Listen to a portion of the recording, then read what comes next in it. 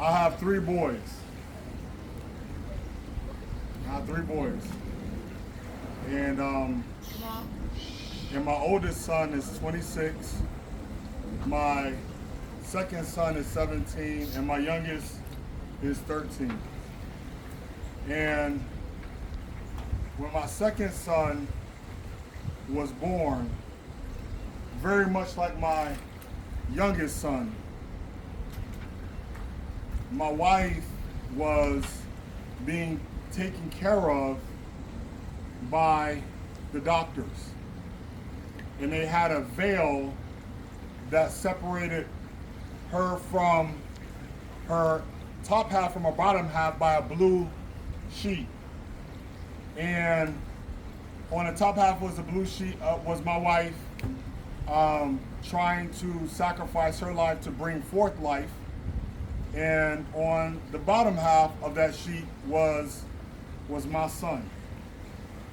And just like my youngest son, my 17-year-old came out, and before anybody else held my son, I held my son. Before his mother held him, his father held him. And I placed my son on a warming station because babies come out and they're blue and they have to be warmed up. And I placed my son on a warming station. And we have been there from early in the morning to the time that he was born. And my son, who was blue, sat on that warming station. And my stomach turned with hunger. And I decided that I was gonna go down to grab something to eat real quick. I was gonna run down real quick. I was gonna come right back. Run down real quick, get something to eat, come right back. Run down, not even gonna stay, get something to go, come right back. And I got halfway down the hallway of Northside Hospital in Atlanta, and couldn't make it.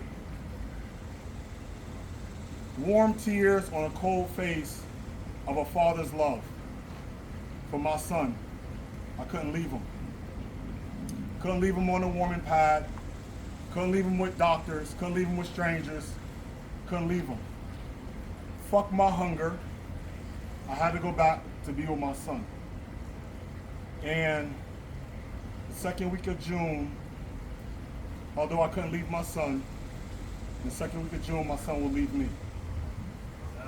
And I'm happy and I'm sad. Because he'll have to be stronger than his father was in order to be who God is calling him to be. So, the only thing that I ask is that to whatever God you pray, and to whoever you believe, pray for my son while he's away from his father. Because there'll be hell to pay if I have to come back down that hallway. All right? Salute.